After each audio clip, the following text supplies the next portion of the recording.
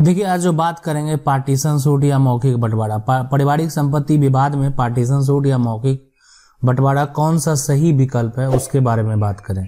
देखिए, यहाँ पे जो है हर परिवार में आगे चल के जब जनरेशन बढ़ते हैं, एक समय होता है जिस समय पिता पिता होते हैं और एक समय ऐसे वक्त आते हैं जो कि पिता के जो बेटे होते हैं वो भी पिता होते हैं, है ना। और एक समय ऐसा आता है कि जो वो बेटे होते हैं वो भी पिता होते हैं, जनरेशन काफ़ी बढ़ता जाता है और परिवार अलग होता है। एक समय पिता अपने सेपरेट फैमिली को लेके रहते हैं, एक पिता के 2 बच्चे हो जाते हैं और सब एक उनका एक परिवार हो जाता है, वो अलग हो जाते हैं। और एक पिता के वही 2 बच्चे आगे चल के 2 परिवार जो है बनाते हैं। तो इसमें क्या होता है बंटवारा, है ना, इसमें होता है बंटवारा। लेकिन उस बंटवारे में जो हम आज बात करने वाले हैं वो है पार्टीशन सूट या मौखिक बंटवारा क्या सही रहेगा। पार्टीशन सूट या क्या सही रहेगा उसके बारे में बात करेंगे। देखिए, सबसे पहले बात करेंगे मौखिक बंटवारे की।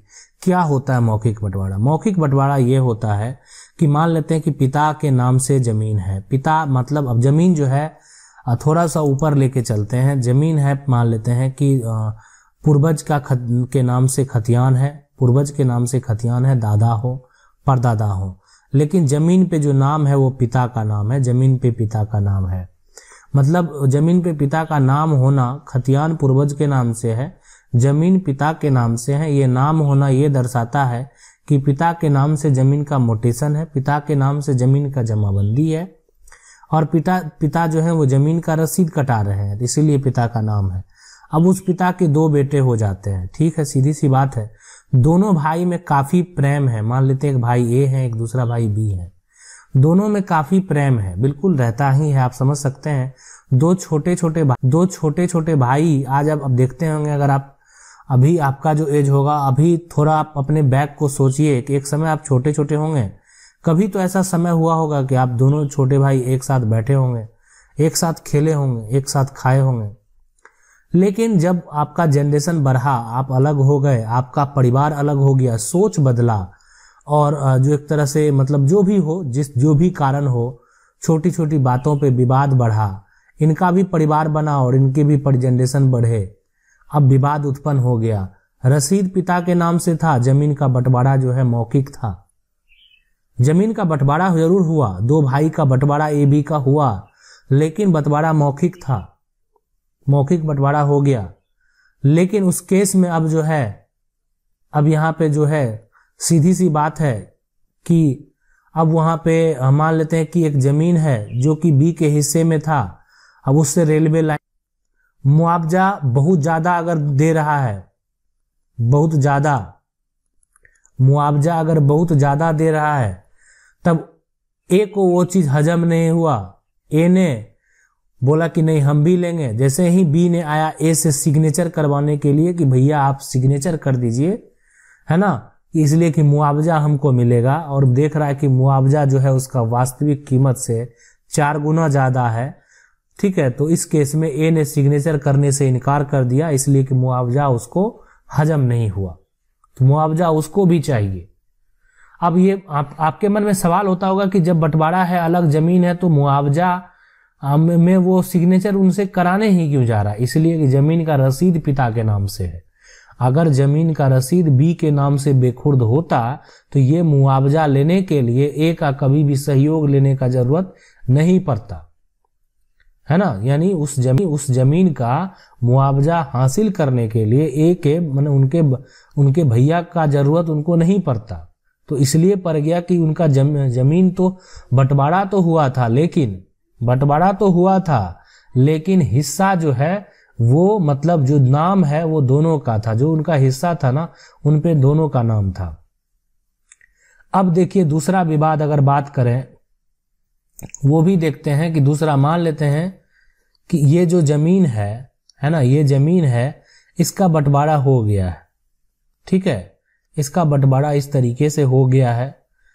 अब यहाँ पे मान लेते हैं कि कुछ कारणवश जो भी हो, जो समस्या हो, है ना, जनरेशन बढ़ गया, मतलब जो ए और बी ने बंटवारा किया, अब ए के भी 2 बच्चे हैं, बी के 3 बच्चे हैं। अब मान लेते हैं ये बी का हिस्सा था, ये ए का हिस्सा था।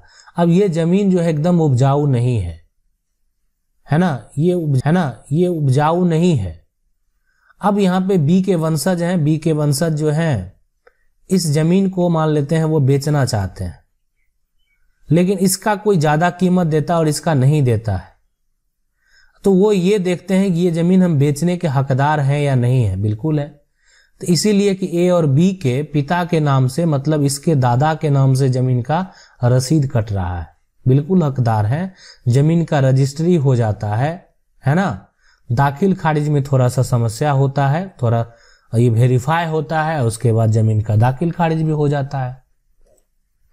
तो इस बात को, तो ये सारा प्रक्रिया वहां पे हो जाएगा। तो दिक्कत का सामना जो है करना पड़ गया, विवाद परिवार में उत्पन्न हुआ, उसके हिस्से की जमीन दूसरे ने बेच दिया, दूसरे मतलब परिवार के लोग ने बेच दिया, या हो सकता है कि बी ने अपना सारा जमीन बेच रहा है, अब ये देख रहा है कि बाद में कि ए वाला का जमीन में भी मेरा नाम है, कि उन्हीं के पिता का नाम है, अब उसका जमीन भी बेच देते हैं। हाँ चलो तुम दूसरे से लड़ते रहो, परेशान होते रहो।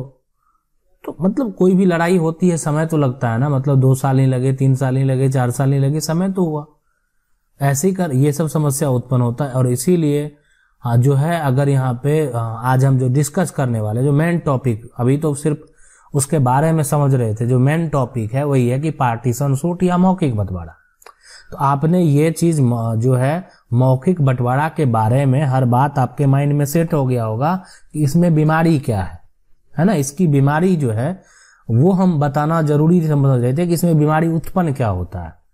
अब ये चीज होता है कि ठीक है, परिवार में, भाई में, दोनों में काफी प्रेम था, लेकिन इसकी कितनी प्रतिशत आप गारंटी लेते हैं कि ये 40 साल बाद उतना ही रहेगा, ये 30 साल बाद उतना ही रहेगा।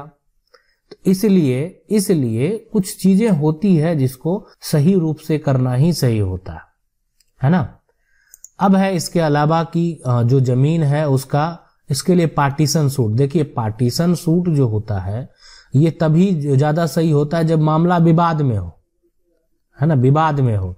मतलब जैसे ये 2 भाई है, अब ये जो है अलग अलग करना नहीं चाह रहा, मतलब जमीन जो है, जैसे मान लो, जैसे हम कैसे बताए कि इसका जमीन इसने बेच दिया, तो अलग अलग अगर नहीं हो सकता कोई दूसरा भी बेच दे, तो अलग अलग अगर नहीं कोई करना चाह रहा है ना, जमाबंदी या रसीद जो है अलग अलग नहीं करवाना चाह रहा है, मोटेशन अलग अलग नहीं करवाना चाह रहा है, कोई एक दूसरे को जो जैसे एनओसी नहीं दे रहा है, तो उस केस में आप पार्टीशन सूट को चूज कीजिए। उस केस में आपको पार्टीशन सूट करना चाहिए, है ना, कि इसलिए कि पार्टीशन सूट जो है ये कोर्ट में जाके सिविल में आपको आपके जो पूर्वज की जमीन है, आपके जो पिता की जमीन है ना, वो एक तरह से खतियान हो या रजिस्ट्री हो, उसके हिसाब से आपको हिस्सा वो दिलवाएगा।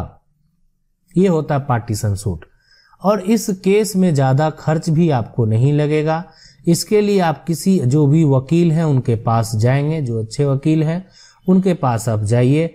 अब यहाँ पे जो है वकील, वहां पे देखिए मेन चीज होता है, क्या होता है, बहुत सारे वकील मिलेंगे, बहुत सारे वकील हैं। अब उसमें से जो भी वकील आपको अच्छे लग रहे हैं, मतलब क्या सभी वकील हैं, सभी वही काम करते हैं, सबका अपना बोलने का अपना जो एक तरीका होता है, समझाने का, केस को ट्रीट करने का एक तरीका होता है। सारे अच्छे वकील हैं, हम यही बोलते हैं, लेकिन सबका एक अपना तरीका होता है। अब वो जो जिनका काफी बेहतर तरीका होता है वो काफी आगे निकल जाते हैं और उनका नाम पॉपुलर हो जाता है। तो आपको वहां पे पता कर लेना कि यहाँ पे कौन है जो कि अच्छे हैं, तो ठीक है आप वहां पे वक्त में। अब यहाँ पे इस पार्टीशन सूट के लिए कोई भी वकील है तो कोई तरह का दिक्कत नहीं होता, इसलिए कि आपकी जो भी पूर्वज की संपत्ति है उसमें तो आपको हक और हिस्सा जो है वो मिलना ही है ना। तो यहाँ पे जो है इसमें होगा क्या, जब ये इस केस में कोर्ट के द्वारा ही जो आपको डिग्री दिया जाएगा, रिपोर्ट दिया जाएगा, उसमें आपका जमीन का पूरा बंटवारा का ब्यौरा रहेगा कि ए के हिस्से में क्या क्या है और बी के हिस्से में क्या क्या है। ए के हिस्से का जमीन का रसीद तुरंत कट जाएगा और बी के हिस्से का भी जमीन का रसीद जमाबंदी अलग अलग तुरंत हो जाएगा। तो ना कभी लाइफ में ए के वंशज को दिक्कत होगा और ना कभी लाइफ में बी के वंशज को दिक्कत होगा। तो ये जो प्रक्रिया है ये अगर आप करते हैं, ठीक है, पार्टीशन सूट, तो आपको तो फायदा जो है सो वो है ही, उसके अलावा आपके जो वंशज हैं, आपके जो आने वाले जो फ्यूचर हैं, उनको भी लाइफ में कभी कोई दिक्कत नहीं होगा, है ना। तो ये जो है, अगर आपका अभी फिलहाल मान लेते हैं अभी विवाद को आप झेल रहे हैं, तो ये रास्ता अपना सकते हैं। मौखिक वाला रास्ता भी लोग अपनाते हैं, ऐसा नहीं, आज भी लोग अपना रहे हैं। और मौखिक का ही जो अगर बोले तो ये भी बहुत ज्यादा है ना, ऐसा नहीं है, बहुत लोग मौखिक तरीके से करते हैं, लेकिन आगे चल के विवाद भी उत्पन्न होता है। आशा करते हैं वीडियो अच्छा लगा होगा। वीडियो अच्छा लगा वीडियो को लाइक जरूर कर दें। चैनल को पहली बार देख रहे हैं, सब्सक्राइब करके जो बेल आइकन है उसको जरूर दबा लीजिए। मिलते हैं अगले वीडियो में, तब तक के लिए जय हिंद।